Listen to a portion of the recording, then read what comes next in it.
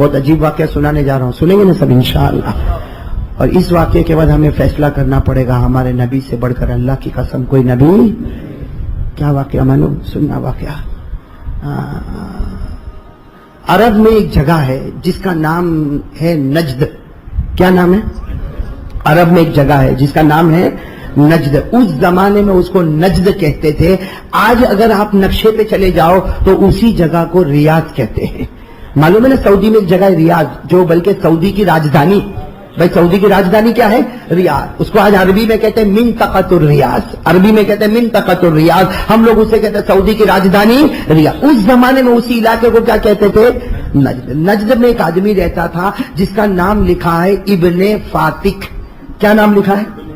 نجد میں یعنی آج کے زمانے میں کیا کہتے ہیں؟ ریاض. آج تو بڑا ایئرپورٹ ہے, ریاض تو راجدھانی ہے, وہاں بڑے بڑے پلین لینڈ ہوتے ہیں. تو وہ جگہ کو پہلے نجد کہا جاتا تھا. وہاں ایک آدمی رہتا تھا جس کا نام کیا تھا؟ ابن فاتک. بالکل دوپہر کا وقت تھا اور ابن فاتک کو پتا چلا کہ تیرے 100 اونٹ جو جنگل میں چرنے کو گئے تھے وہ گم ہو گئے. تیرے 100 اونٹ جو جنگل میں چرنے کو گئے تھے گم ہو گئے. وہ نجد میں رہتے تھے. کون؟ کیا نام؟ ابن. ساتھ میں بولے کیا نام؟ ابن. وہ جنگل میں, وہ نجد میں رہتے تھے. ان کو پتا چلا کہ میرے 100 اونٹ جو روزانہ جنگل میں چرنے کو جاتے تھے اور رات ہوتی تھی تو چر کے, لیکن آج خبر ملی کہ وہ 100 کے 100 اونٹ کیا ہو گئے. ابھی کسی کے 100 اونٹ گم ہو جائے تو ٹینشن میں آ جائے. وہ ابن فاتک بھی ٹینشن میں آ گئے اور نکلے, اکیلے نکلے, جنگل میں نکلے اور اپنے اونٹوں کو ڈھونڈنا شروع کیا. ارے 10 اونٹ ادھر مل گئے, 10 اونٹ ادھر سے مل گئے, 10 اونٹ ادھر سے مل گئے. کرتے کرتے رات کا وقت آیا اور 100 اونٹ مل گئے. بولو الحمدللہ, 100 اونٹ مل گئے. لیکن وقت کون سا آ گیا؟ رات کا. اور یہ اپنے گھر سے جا کے کہاں پہنچ گئے ہیں؟ جنگل میں, نجد کے جنگل میں, یعنی ریاض کے جنگل میں پہنچ گئے. لیکن 100 اونٹ الحمدللہ مل گئے. 100 اونٹ کو باندھا. لیکن اب جنگل اور رات کا وقت, اور اس زمانے میں یہ دستور تھا کہ اگر رات ہو جائے اور جنگل میں ہو جائے تو اس زمانے جاہلیت میں لوگ کیا کہتے تھے؟ ہاتھ اٹھا کر کہتے تھے یہ جنگل کا جو سب سے بڑا جنات ہے میں اس کی حفاظت میں آتا ہوں. یہ جنگل کا جو سب سے بڑا جنات ہے اس کی حفاظت میں آتا ہوں. 3 مرتبہ بولنا پڑتا. یہ جنگل کا جو سب سے بڑا جنات ہے میں اس کی حفاظت میں آتا. یہ زمانے جاہلیت میں ہوتا تھا. اب یہ آدمی کا نام کیا ہے؟ ابن فاتک. اونٹ مل گئے. کتنے اونٹ مل گئے؟ 100 اونٹ کو باندھ دیا. لیکن اب رات رہنا کہاں پہ؟ جنگل میں. تو یہ دعا مانگنا ضروری ہے.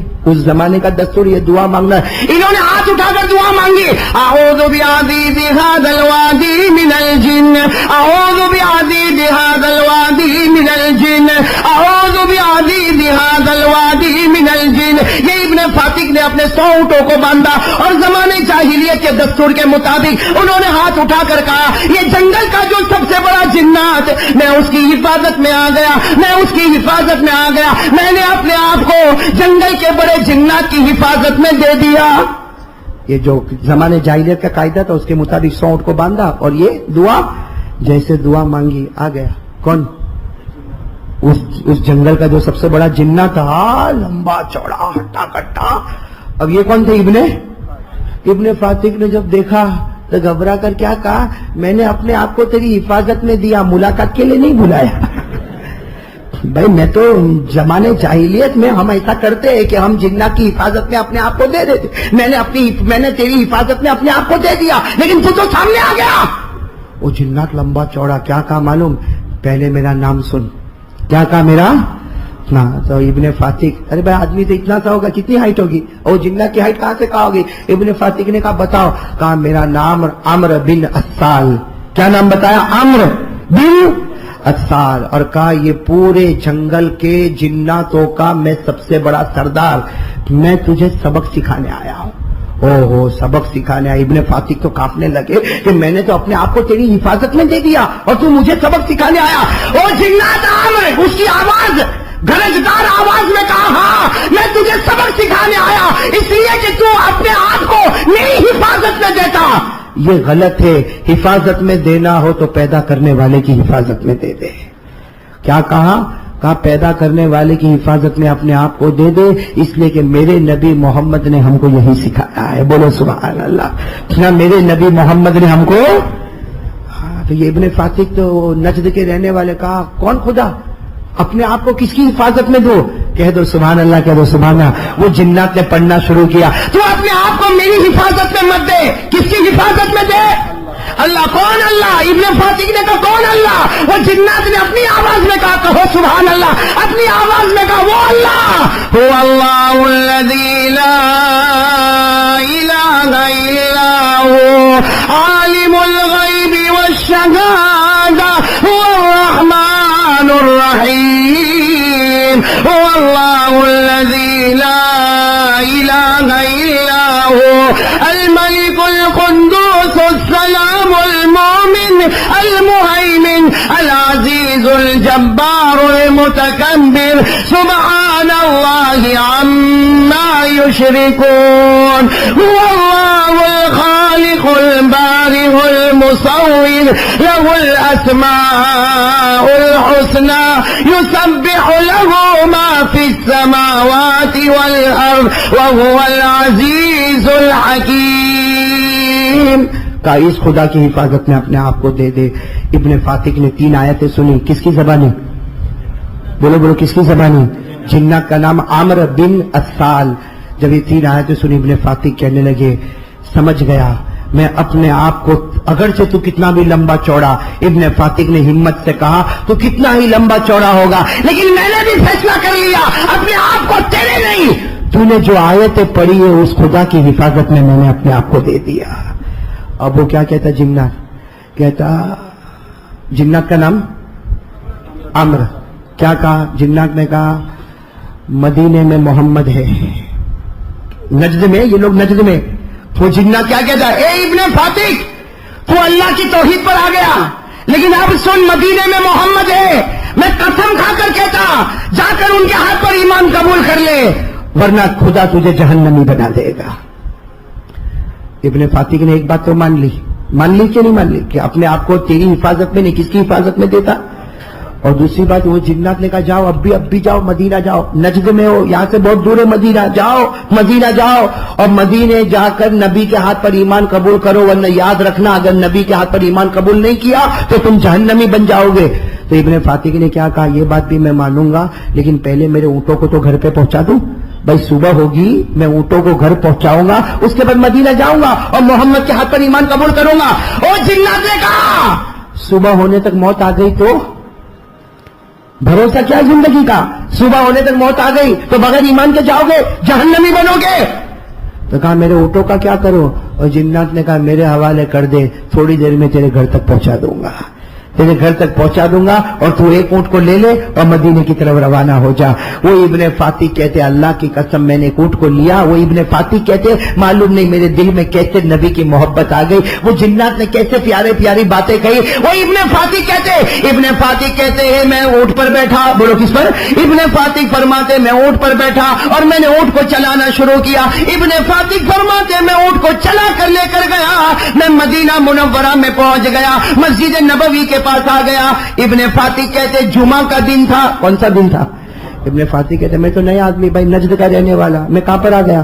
مدینہ. میرے کو کوئی پہچانتا نہیں، میں کسی کو پہچانتا لیکن کہتے میں مسجد کے پاس آ گیا. ابن فاتح کہتے جمعہ کا دن تھا، جمعہ کی نماز ہو گئی، سب لوگ مسجد سے نکل رہے تھے. ابن فاتح کہتے میں بھی ایک کونے میں کھڑا ہو گیا، اس لیے سب لوگ مسجد سے نکل رہے تھے. ابن فاتح کہتے ایک صحابی میرے پاس دوڑتے دوڑتے آئے اور آ کر مجھے کہا تمہارا نام ابن فاتح؟ ہاں. ابن فاتح کہتے اچانک ایک صحابی میرے پاس آئے، مجھے کہا تمہارا نام ابن فاتح؟ ابن فاتح کہتے ہاں میرا نام ابن فاتح، مگر تمہارا نام کیا؟ کہا میرا نام حضرت ابو ذر. بولو کون حضرت؟ تو ابن فاتح نے کہا تم مجھے کیسے پہچانتے؟ ابو ذر نے کہا میں تمہیں پہچانتا نہیں، معلوم نہیں تم کہاں سے آئے لیکن اللہ کے رسول نے تمہارا نام دے کر مجھے باہر بھیجا ہے.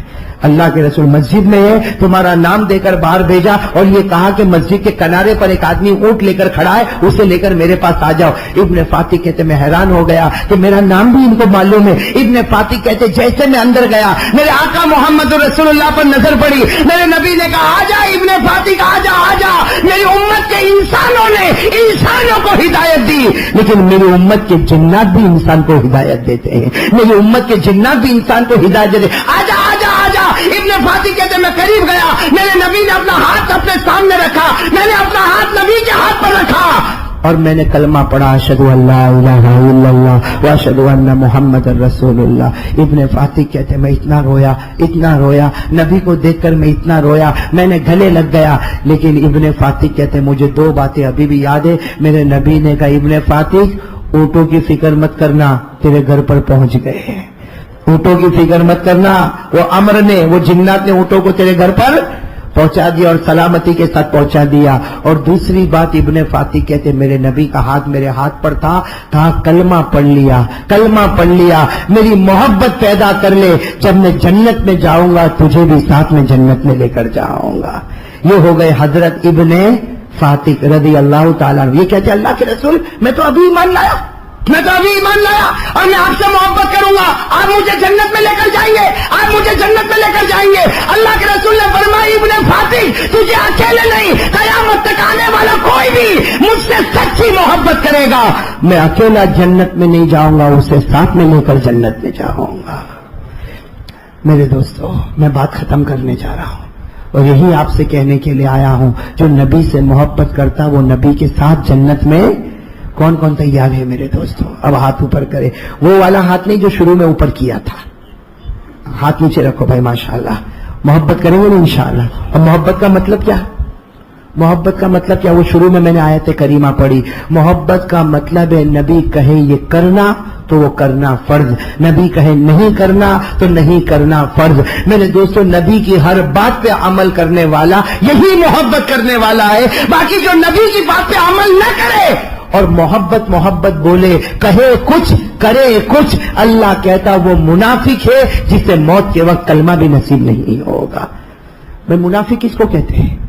منافق سنا ہوگا نا آپ نے، ایک ہوتا مسلمان، ایک ہوتا ہے کافر۔ معلوم جو اللہ کو مانے وہ مسلمان، نبی کو مانے وہ مسلمان، جو اللہ کو نہ مانے نبی کو نہ مانے وہ، لیکن اس کے بیچ میں بٹوین ٹو مومن اینڈ کافر، اس کے بیچ میں منافق کس کو کہتے ہیں؟ جو سب سے خطرناک ہے، جو بولتا ہے کچھ کرتا ہے کچھ، بولتا ہے میں نبی سے محبت کرتا اور نبی کے چہرے کو توڑتا، بولتا ہے میں نبی سے محبت کرتا اور نبی کے کپڑے کو پھاڑتا، آپ کہتے ہو نبی کا کپڑا کس نے پھاڑا؟ ہاں یہاں بیٹھے پھاڑنے والے، جن کی پیجامہ ٹخنوں کے نیچے ہے اس نے نبی پاک کے کپڑے کی توہین کی کہ نہیں کی؟ ہمارے نبی نے فرمایا قیامت تک آنے والا میرا امتی مرد اس کی پیجامہ ٹخنوں کے اوپر ہوگی۔ آج اگر ہماری اور آپ کی پیجامہ ٹخنوں کے نیچے ہے، مطلب ہے نہ اس کو نبی کا چہرہ پسند آیا نہ نبی کے کپڑے پسند آئے، تو بولے کچھ اور کرے کچھ، یہ منافق ہے۔ اور منافق اتنا خطرناک ہے کہ ہمارے نبی نے فرمایا منافق سے بچنا، اللہ جب جہنم کو جلائے گا تو سب سے آخری جہنم میں اللہ منافق کو پٹک ڈالے گا۔ اللہ میری اور آپ کی حفاظت فرمائے۔ تو میرے دوستوں میں بات ختم کروں اس سے پہلے یہ ضروری ہے کہ ہم سب محبت میں آ جائیں۔ کریں گے بھائی محبت کریں گے؟ کون کون تیار ہے بالکل پکی بات کرے تو میں ایک حدیث سنا دوں؟ بھائی کریں گے محبت کریں گے انشاءاللہ۔ میرے دوستو کرو محبت کرو، اللہ کی قسم میرے دوستو، نبی میں آخری بات آپ کو کہہ رہا ہوں، نبی سے محبت کرو۔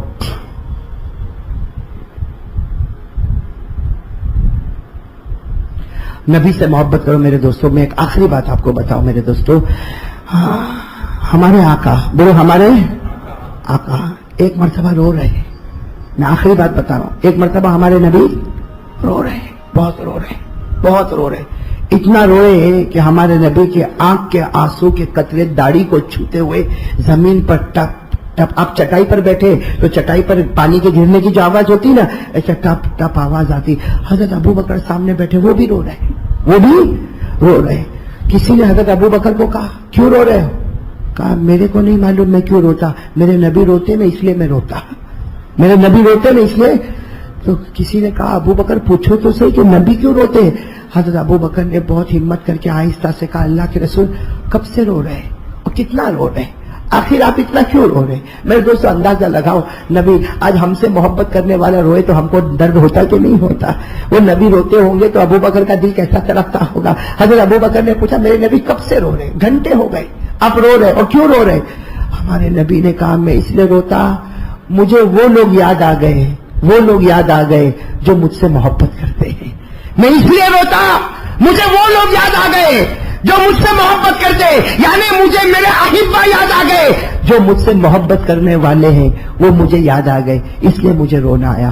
تو حضرت ابو بکر نے کہا محبت جو آپ سے کرتے وہ آپ کو یاد آ گئے، تو محبت کرنے والا تو ابو بکر آپ کے سامنے بیٹھا ہے، عمر بیٹھے، عثمان وہاں بیٹھے، علی بیٹھے ہیں، صحابہ کرام کا مجمع بیٹھا، سارے محبت کرنے والے آپ کے سامنے بیٹھے ہیں، پھر رونا کس بات کا؟ بھائی محبت کرنے والے دور ہو جائے تو رونا آتا ہے، محبت کرنے والے بیٹھے ہو تو رونا تھوڑی آتا ہے۔ بھائی بات صحیح ہے نا، کسی کی بیوی چلی جائے تو رونا آتا ہے، بیوی ہو تو رونا آتا، کسی کی ماں مر جائے تو رونا آتا ہے، ماں زندہ سامنے بیٹھی ہو تو رونا۔ تو حضرت ابو بکر نے کہا سارے محبت کرنے والے آپ کے سامنے بیٹھے، پھر رونا کس بات کا؟ ہمارے نبی نے کہا میں تمہاری بات نہیں کرتا، بے شک تم مجھ سے محبت کرتے ہو، لیکن تم نے تو مجھے دیکھا ہے، تم نے مجھے دیکھا ہے، تم نے قرآن اترتے ہوئے دیکھا ہے، تم نے جبرائیل کو آتے ہوئے دیکھا ہے، تم نے مکہ اور مدینے کی زمین میرے ساتھ میں دیکھی ہے، تم جو مجھ سے محبت کرتے ہو، لیکن مجھے تو وہ لوگ یاد آ رہے ہیں۔ ہمارے نبی نے فرمایا مجھے تو اس وقت وہ لوگ یاد آ رہے ہیں جو میرے بعد دنیا میں آئیں گے، جنہوں نے مجھے دیکھا نہیں ہوگا، جنہوں نے میرے ساتھ مکے کی زمین میں رہے نہیں ہوں گے، جو میرے ساتھ مدینے میں رہے نہیں ہوں گے، جنہوں نے قرآن اترتے ہوئے نہیں دیکھا، جنہوں نے جبرائیل کو آتے ہوئے نہیں دیکھا، لیکن بغیر دیکھے وہ مجھ سے محبت کرتے ہیں۔ ہمارے نبی نے کہا ابو بکر مجھے وہ یاد آ رہے ہیں جو بغیر دیکھے مجھ سے محبت کرتے، اور ہمارے نبی نے فرمایا اللہ کی قسم ابو بکر قیامت میں پہلے ان کی سفارش کروں گا اور انہیں جنت میں پہنچا دوں گا۔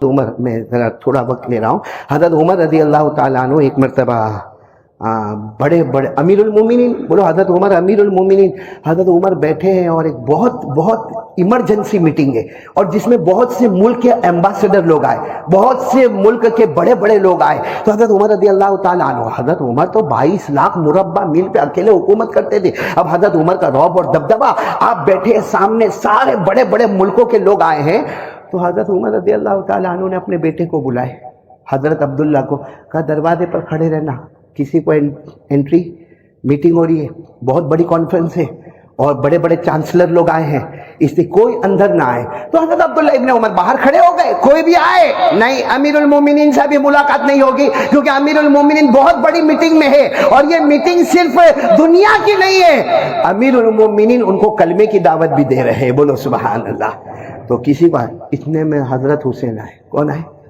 حضرت حسین، اور کہا کہ مجھے اندر جانا ہے، امیر المومنین حضرت عمر کا کام ہے۔ حضرت عبداللہ ابن عمر تھوڑے گھبرائے، کہا میٹنگ ہو رہی ہے، منع کیا ہے آنے کو، لیکن پھر بھی آپ کو جانا ہے تو جاؤ، میں آپ کو نہیں روک سکتا، لیکن میٹنگ ہو رہی ہے، آپ کو جانا ہے تو جاؤ۔ تو حضرت حسین رضی اللہ تعالیٰ عنہ نے کہا کوئی بات نہیں، ابھی ظہر کی نماز کا وقت ہوگا تو آپ کے ابا آئیں گے، یعنی امیر المومنین آئیں گے، کوئی اتنا امپورٹنٹ کام نہیں ہے، ظہر کی نماز میں کام کر لیں گے، بھائی چلو ابھی صبح ہم جیسے کہے صبح 10-11 بجے کام نہیں ہوتا تو ظہر کی نماز میں کام کر لیں گے۔ یہ کہہ کر حضرت حسین بولو چلے گئے، اندر آئے، یہاں میٹنگ ختم ہوئی، حضرت عمر رضی اللہ تعالیٰ عنہ نے اپنے بیٹے کو بلایا، کوئی آئے تھے؟ کہا فلاں آئے تھے، ان کو بھیج دیا۔ پھر کہا حسین بھی آئے تھے، کہا حضرت حسین آئے تھے، پورے پسینے میں حضرت عمر، حضرت حسین آئے تھے، کیا کیا؟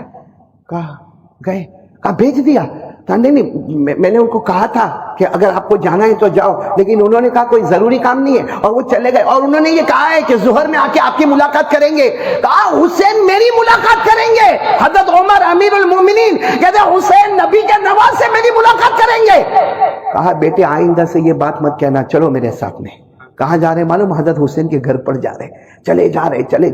جیسے حضرت حسین کے گھر پہ گئے، دروازہ کھٹکھٹایا، السلام علیکم، وعلیکم السلام۔ حضرت حسین باہر آئے، اے میرے پیارو امیر المومنین حضرت عمر نے اپنا امامہ لیا اور ان کے پاؤں پہ رکھ دیا، اپنا امامہ اتار دیا اور ان کے پاؤں پر، حضرت حسین کے پاؤں۔ حضرت حسین کہتے ہیں امیر المومنین آپ عمر ہے، یہ ساری مارکیٹ دیکھ رہی ہے، میرا گھر بازار کے درمیان میں ہے، سارا مجمع دیکھ رہا ہے۔ حضرت عمر نے کہا جس کو دیکھنا ہو دیکھے، لیکن حق ہے کہ عمر کے سر پر جو امامہ ہے نا، اس کی وہ شان نہیں ہے جو حضرت حسین کے قدم مبارک کی شان ہے۔ اور پھر جو کام تھا وہ کام خیر ہو گیا۔ جب باہر نکلے نا تو ان کے بیٹے تو ساتھ نہیں تھے، کون؟ حضرت عبداللہ۔ عبداللہ کہنے لگے آپ حضرت حسین کیا اتنا احترام کرتے ہو، اتنا ریسپیکٹ کرتے ہو کہ آپ جھک گئے، آپ نے اپنا امامہ ان کے پاؤں پر رکھ دیا اور جو انہوں نے مانگا وہ آپ نے دے دیا۔ حضرت عمر رضی اللہ تعالیٰ عنہ کی آنکھوں میں آنسو تھے، کہا بیٹا اب یہ سب غلطی مت کرنا۔ کہا تیرے نانا محمد نہیں ہے، ان کے نانا محمد ہے، بولتے جاؤ صلی اللہ ہو. حضرت عمر رضی اللہ تعالیٰ عنہ نے جو جملے فرمائے، اتنے پیارے جملے فرمائے کہ تم حضرت حسین کے بارے میں سوال کرتے ہو. ارے حسین کے نانا محمد الرسول اللہ ہے، تیرے نانا محمد الرسول اللہ نہیں. ان کی نانی حضرت خدیجۃ الکبریٰ ہے، تیری نانی خدیجۃ الکبریٰ نہیں. ان کی ماں فاطمہ ہے، تیری ماں فاطمہ نہیں. ان کی خالہ رقیہ، کلثوم اور زینب ہے، تیری خالہ بنات نبی نہیں ہے. پھر حضرت عمر نے کہا اے بیٹے یاد رکھنا، وہ شہزادہ ہے اور ہم غلام زادے ہیں. وہ شہزادہ ہے اور ہم. تو حضرت عمر کے قدم بھی حضرت حسین کے سامنے لڑکھڑا جاتے تھے اور کہتے تھے کہ حسین کا مقام بہت اونچا ہے. اب میں آپ سے پوچھ رہا ہوں، کربلا کے میدان میں حضرت حسین گئے؟ آواز نہیں آ رہی آپ کی، پورا مجمع بولے گا گئے. شہید ہوئے، آج بھی زندہ ہے. ارے بولو، ہمارا یقین ہے. بولو حضرت حسین آج بھی صرف زندہ نہیں ہے، صبح ہوتی ہے، شام ہوتی ہے، حضرت حسین رضی اللہ تعالیٰ عنہ کی قبر میں جنت کا دسترخوان بچھایا جاتا ہے. حضرت حسین بعد میں شہید ہوئے، لیکن قرآن نے تو پہلے کہہ دیا. پڑھو میرے ساتھ میں، پڑھو، جتنے حافظ ہوں گے سب پڑھیں گے. اللہ نے فرمایا وَلَا تَحْسَبَنَّ الَّذِينَ قُتِلُوا فِي سَبِيلِ اللَّهِ أَمْوَاتًا بَلْ أَحْيَاءٌ عِندَ رَبِّهِمْ يُرْزَقُونَ. اللہ تبارک و تعالیٰ فرماتے جو میرے راستے میں شہید ہو اسے مردہ مت کہنا، وہ زندہ ہے اور صبح شام ان کی قبر میں جنت کا دسترخوان بچھایا جاتا ہے. پورا مجمع بولے گا حسین سے محبت کرتے تھے، کرتے ہیں اور کرتے رہ جاتے تھے اور کہتے تھے کہ حسین کا مقام بہت اونچا ہے. اب میں آپ سے پوچھ رہا ہوں، کربلا کے میدان میں حضرت حسین گئے؟ آواز نہیں آ رہی آپ کی، پورا مجمع بولے گا گئے. شہید ہوئے، آج بھی زندہ ہے. ارے بولو، ہمارا یقین ہے. بولو حضرت حسین آج بھی صرف زندہ نہیں ہے، صبح ہوتی ہے، شام ہوتی ہے، حضرت حسین رضی اللہ تعالیٰ عنہ کی قبر میں جنت کا دسترخوان بچھایا جاتا ہے. حضرت حسین بعد میں شہید ہوئے، لیکن قرآن نے تو پہلے کہہ دیا. پڑھو میرے ساتھ میں، پڑھو، جتنے حافظ ہوں گے سب پڑھیں گے. اللہ نے فرمایا وَلَا تَحْسَبَنَّ الَّذِينَ قُتِلُوا فِي سَبِيلِ اللَّهِ أَمْوَاتًا بَلْ أَحْيَاءٌ عِندَ رَبِّهِمْ يُرْزَقُونَ. اللہ تبارک و تعالیٰ فرماتے جو میرے راستے میں شہید ہو اسے مردہ مت کہنا، وہ زندہ ہے اور صبح شام ان کی قبر میں جنت کا دسترخوان بچھایا جاتا ہے. پورا مجمع بولے گا حسین سے محبت کرتے تھے، کرتے ہیں اور کرتے. یہاں کتنے تھے سامنے؟ اور مقابلہ کیسا ہوتا تھا معلوم؟ میں آپ کو احمد آباد والوں آپ کو سمجھاؤ. وہاں سے آواز آتی تھی آپ کا ایک بھیجو، یہاں سے ایک جائے، 1,20,000 ٹوٹ پڑے، ٹکڑے ٹکڑے ہو جائے. لیکن میرے دوستو، آج میری بھی اولاد ہے، آپ کی بھی اولاد ہے. اللہ نہ کرے کبھی خبر ملتی ہے کہ بیٹے کا ایکسیڈنٹ ہوا، یا کبھی خبر ملتی ہے کہ بیٹے کو کوئی لے گیا. ہم کو برداشت ہوتا؟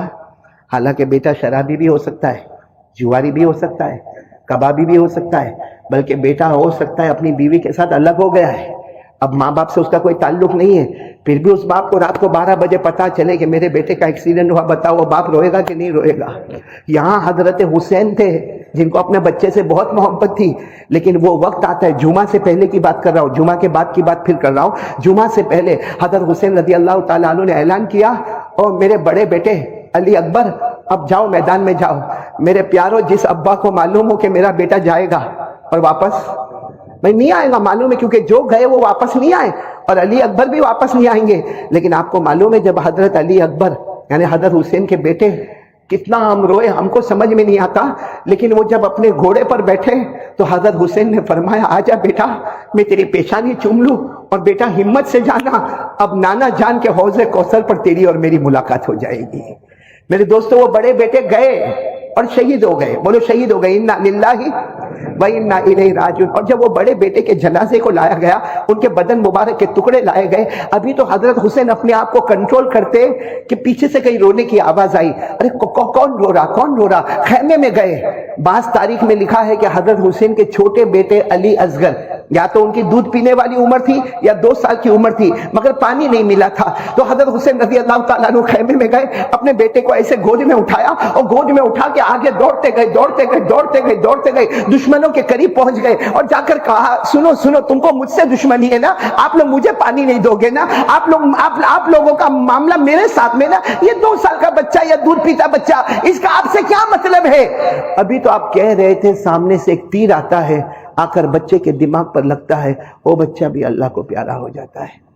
मेरे प्यारों, आप थोड़ी देर के लिए सोचो, वो 2 जनाजे रखे हुए 2 बच्चों के, और हजरत हुसैन वो दोनों जनाजों के पास बैठकर कहते हैं, ए मेरे बच्चों, ये मत कहना कि तुम्हारे अब्बा तुमसे मोहब्बत नहीं करते थे, मैं तुमसे बहुत प्यार करता था, तुम्हारा हंसना, तुम्हारा रोना, तुम्हारा बोलना सब मुझे याद है, लेकिन हजरत हुसैन की जुबान मुबारक से निकला, बच्चे मैं करूं तो क्या करूं, सब गवारा होता है, मगर मेरे नाना जान की शरीयत को तोड़ा जाता, ये मुझे गवारा।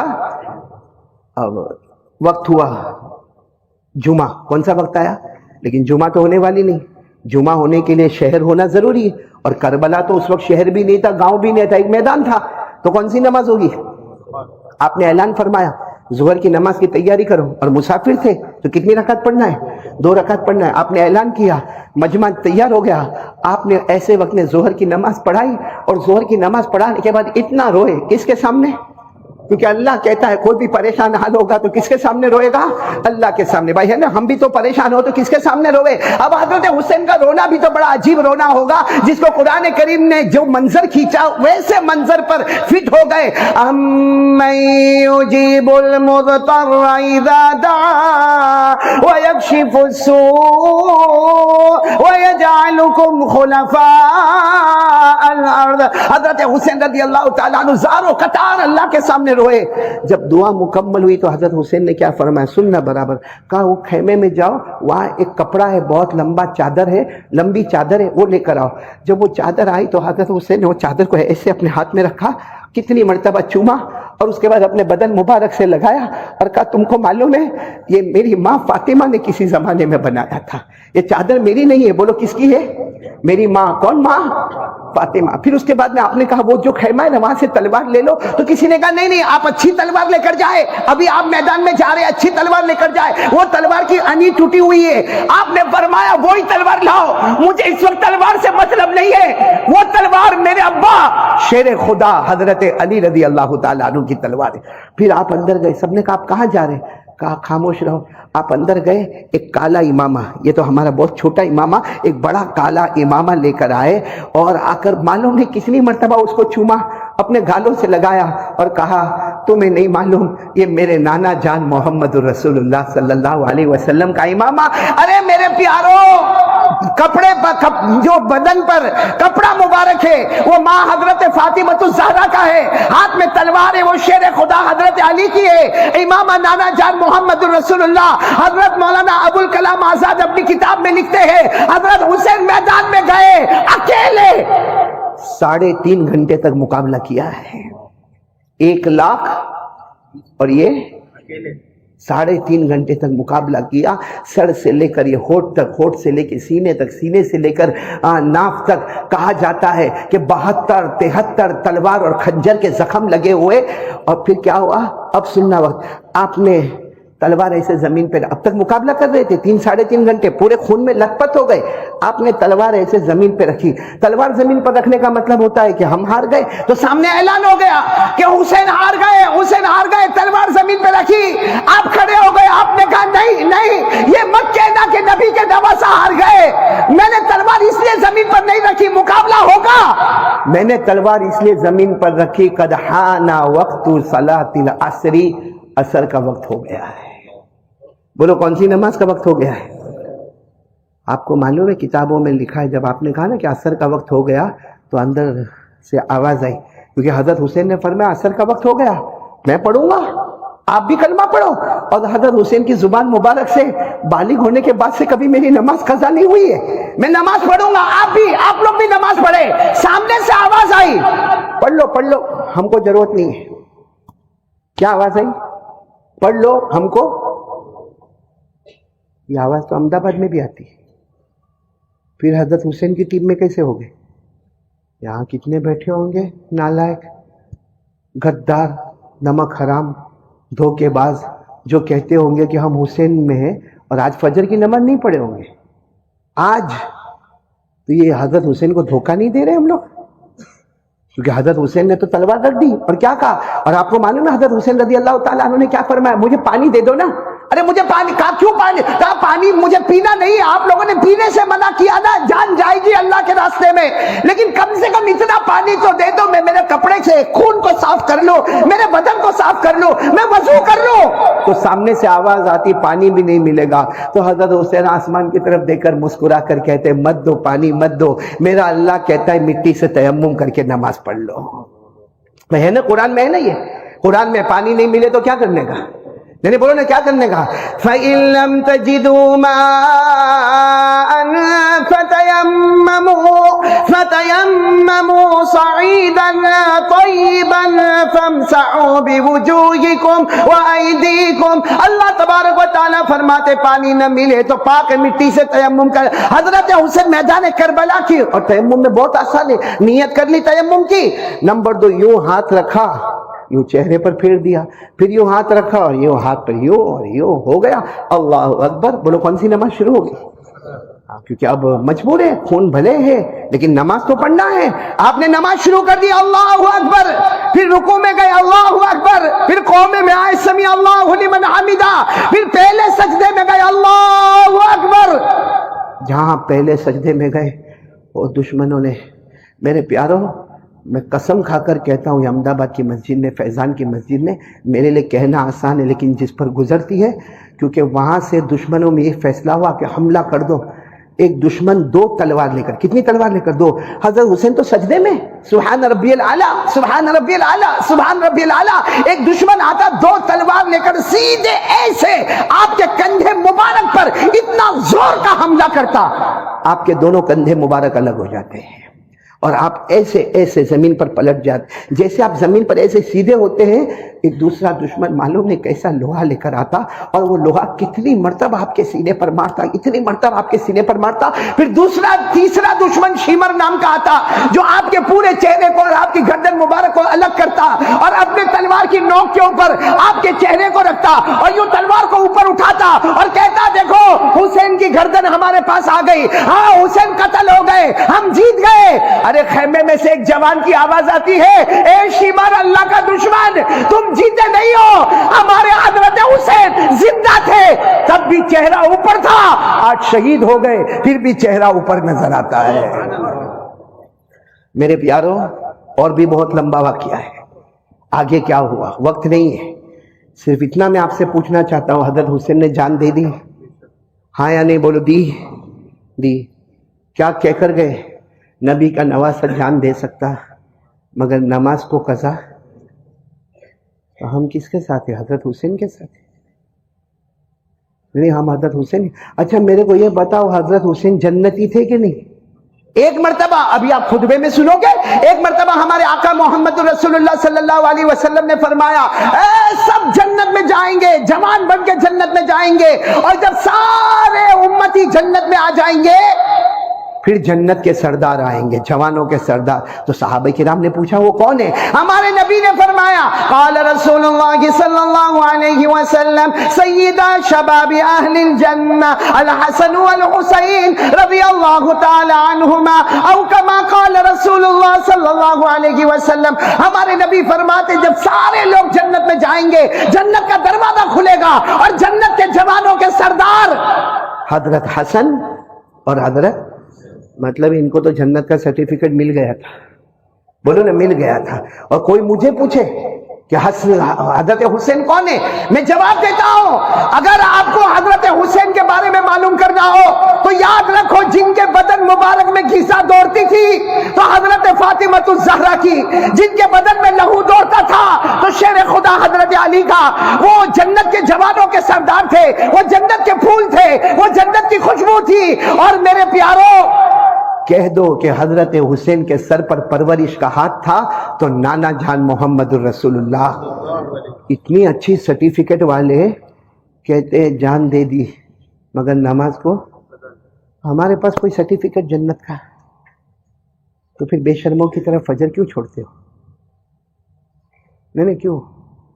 ایک نے مجھے ابھی کہا، ابھی میں وہاں تھا انڈور میں، مجھے کہا مولانا ہم تو حضرت حسین کو مانتے ہیں. میں نے کہا کم بخت چہرے پہ داڑھی نہیں اور حسین کو مانتے. پب جی پہ رہتا ہے، پب جی پہ موبائل میں زنا ہوتا ہے، موبائل میں چوری ہوتی ہے، موبائل میں جوا کھیلا جاتا ہے، موبائل میں گیم کھیلی جاتی ہے.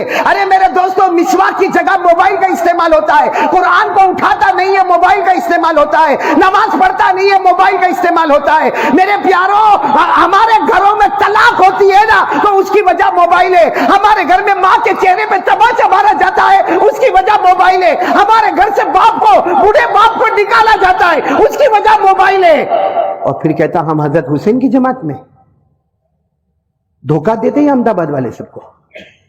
چہرے پہ داڑھی نہیں حسینی بن گئے، جیب میں مسواک نہیں حسینی بن گئے، فجر کی نماز کے جنازے اٹھے اور حسینی بن گئے. آپ موبائل میں آدھی رات کو 2 بجے ننگی عورتوں کو دیکھنا، ناچنا، گانا، حسینی بن گئے. بتاؤ نا یہ کون سا. اور میں تو ایک بات کہتا ہوں قاری صاحب، چلو آج تک ہم نے بیوی کو دھوکہ دیا، بچے کو دھوکہ دیا، اب نبی کے نواسے رہ گئے تھے دھوکہ دینے کے لیے. کیا بگاڑا تھا انہوں نے ہمارا؟ کیا بگاڑا تھا انہوں نے ہمارا؟ آرام سے کہتا حسین کا دامن نہیں چھوڑیں گے تو اللہ کا بندہ داڑھی کہاں ہے؟ ارے تو کہتا میں حسین کا دامن نہیں چھوڑیں گے تو فجر کی نماز کہاں ہے؟ ارے حضرت حسین کا دامن نہیں چھوڑیں گے تو 24 گھنٹے میں قرآن کتنا پڑھا؟ ارے حضرت حسین کا دامن نہیں چھوڑیں گے تو زبان پر ماں بہن کی گالیاں کیسے آئی؟ پورے کربلا کے میدان میں حضرت حسین نے گالی دی. ارے بولو نا گالی دی. تو ہماری زبان پر کہا قدم قدم پہ تیری ماں تیری بہن. یہ کیا ہے؟ یہ ہے کیا؟ مجھے بتاؤ. ہاں یہ موبائل پورا دن موبائل. ابھی یہاں جمعہ کی نماز ہوگی نا، کتنے ایسے ہوں گے جو سنت نفل نہیں پڑھیں گے. یوں مسجد کے باہر نکلا یوں جیب میں ہاتھ، کیوں کیا ہوا؟ کروڑوں کا رولنگ کرتا ہے کیا؟ اور پھر کیا کرے گا معلوم؟ یوں موبائل دیکھے گا، کسی کا میسج آیا پنچات کرنے کا موقع مل گیا. اور اگر نہیں آیا ہوگا نا میسج تو بیٹھے بیٹھے شروع کرے. کیا ہے میرے پیاروں؟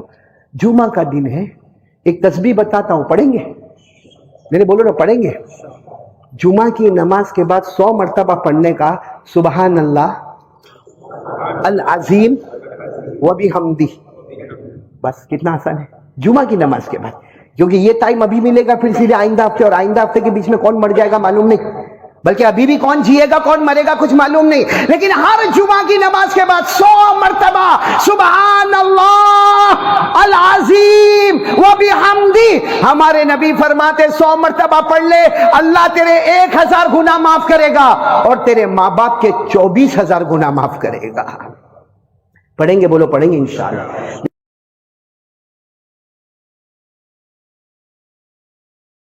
میں ایک واقعہ سناؤں آپ کو، بہت پیارا واقعہ. ایک مرتبہ جناب نبی کریم صلی اللہ علیہ وسلم تشریف فرمائے. سب سننا، اللہ کے رسول پاک صلی اللہ علیہ وسلم تشریف فرمائے، صحابہ کرام کا مجمع بیٹھا. اتنے میں ایک دیہاتی آئے. دیہاتی سمجھتے ہو نا، بدوی، عربی، یعنی دیہات کے رہنے والے. اب وہ دیہات کے رہنے والوں کے اندر وہ رسپیکٹ، وہ ڈسپلین، وہ ادب، وہ سب تو ہوتا نہیں. اب وہ آئے اور پورے مجمع کو چیرتے چیرتے چیرتے سیدھے ہمارے آقا صلی اللہ علیہ وسلم کے پاس بیٹھ گئے. حالانکہ قاعدہ یہ کہ جب مجمع بیٹھا ہو تو پھلانگنا نہیں چاہیے، اور اگر پھلانگنا ہو تو اطلاع کرے کہ بھائی تھوڑا راستہ دے دے، بھائی تھوڑا راستہ دے دے، تھوڑا راستہ دے دے. وہ سیدھے پھلانگتے پھلانگتے پھلانگتے اللہ کے رسول پاک صلی اللہ علیہ وسلم کے پاس بیٹھ گئے. ہمارے نبی کو معلوم ہے دیہاتی ہے، بدوی ہے، عربی ہے، ان کو یہ رسپیکٹ اور یہ ادب معلوم نہیں. لیکن وہ سیدھے آئے اور سلام کیا. ہمارے آقا صلی اللہ علیہ وسلم نے سلام کا جواب دیا اور انہوں نے ایک سوال پوچھا، بہت پیارا سوال پوچھا. کہا کہ این اللہ، اللہ کہاں ہے؟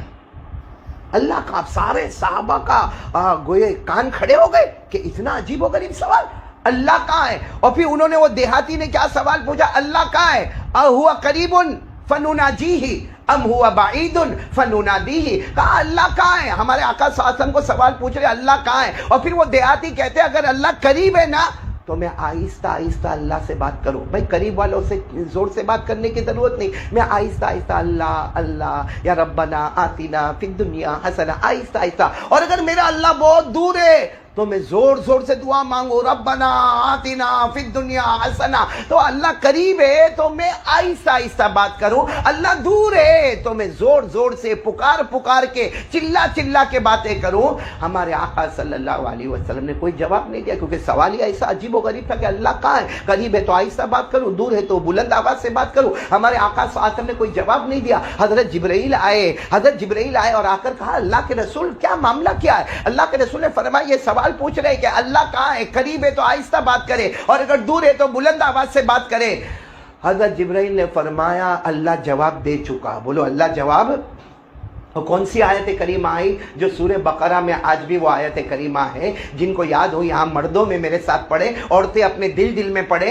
اللہ نے جواب دے دیا وَإِذَا سَأَلَكَ عِبَادِي عَنِّي فَإِنِّي قَرِيبٌ۔ اللہ تبارک و تعالیٰ نے فرمایا یہ آنے والے سوال پوچھ رہے ہیں کہ اللہ قریب ہے تو ہم آہستہ آہستہ بات کریں، اللہ دور ہے تو ہم زور زور سے پکار پکار کے بات کریں۔ اللہ نے فرمایا میرے محبوب اگر میرے بندے میرا ایڈریس پوچھے، اگر میرے بندے میرا پتہ پوچھے تو میرے سارے بندوں کو کہہ دینا فَإِنِّي قریب، کہ میں بہت قریب ہوں۔ بولو میں بہت۔ پھر ایک سوال ہوا کہ اللہ قریب تو ہے مگر کتنا قریب ہے؟ کیونکہ دیکھو میں یہاں بیٹھا ہوں، یہ ہمارے حافظ الماس یہاں بیٹھے، ہم دونوں بہت قریب بیٹھے، یا آپ سب بیٹھے، آپ لوگ بھی میرے قریب بیٹھے، تو اللہ کتنا قریب ہے؟ یعنی 1 قدم قریب ہے، 2 قدم قریب ہے، 3 فاصلہ قریب ہے، 4 فاصلہ قریب ہے، اللہ کتنا قریب ہے؟ تو فوراً اللہ تبارک و تعالیٰ نے دوسری آیت کریمہ دی وَنَحْنُ أَقْرَبُ إِلَيْهِ مِنْ حَبْلِ الْوَرِيدِ۔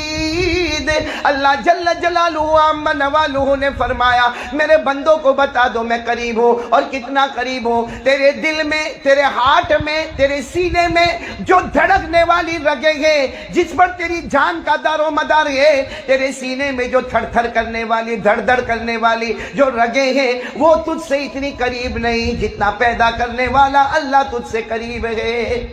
پھر ایک سوال ہوتا اللہ اتنے قریب ہے، لیکن اللہ کسی بڑے کے پاس جاؤ تو اپوائنٹمنٹ لینا پڑتا ہے نا، کسی بڑے کے پاس جاؤ تو وقت لینا پڑتا ہے، کسی بڑے کے پاس جاؤ تو ٹائم لینا پڑتا ہے۔ اللہ تیرے پاس بھی تو ٹائم لینا ہوگا، وقت لینا ہوگا، اپوائنٹمنٹ لینا ہوگا کہ کب آئے۔ اللہ نے اتنا پیارا جواب دیا میرا بندہ یہ مت پوچھ کہ اپوائنٹمنٹ کیا ہے، یہ بتا تو کب آنے والا ہے، میں نے تو دن اور رات 24 گھنٹے اپنا دروازہ کھلا رکھا ہے۔ اللہ نے فرمایا اجیب دعوت إذا دعان فليستجيبوا لي وليؤمنوا بي لعلهم يرشدون۔ اللہ تبارک و تعالیٰ فرماتے یہ مت پوچھ کہ میرے پاس وقت کون سا، یہ مت پوچھ کہ میرے پاس آنے کا ٹائم کون سا۔ اللہ فرماتے 24 گھنٹے لیل و نہار، رات و دن میں جو حالت میں میرے پاس آئے گا، اللہ فرماتے تیری ہر مراد کو پورا کروں گا۔ تو میری ماں بہنیں سب سے پہلے یقین بنا لو کرنے دھرنے والا کون؟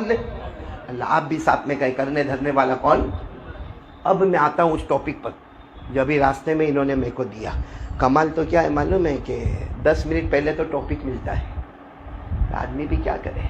اب یہ کہتا ہے بہت دن سے پوسٹر میں آ گیا، پر میرے پاس موبائل ہوئے تو پوسٹر دیکھو نا، میرے پاس اتنا چھوٹا سا وہ موبائل ہے، تم لوگوں کے پاس ہے بڑا ہے، میرے کو دے دینا ہدیہ ودیہ کرنے کا ہوئے تو بھائی۔ لیکن چلو یہاں معاملہ آتا میاں بیوی کا۔ دیکھو میں بہت پتے کی بات بتاتا ہوں کیونکہ یہاں بھی بہت سارے شوہر بیٹھے ہیں۔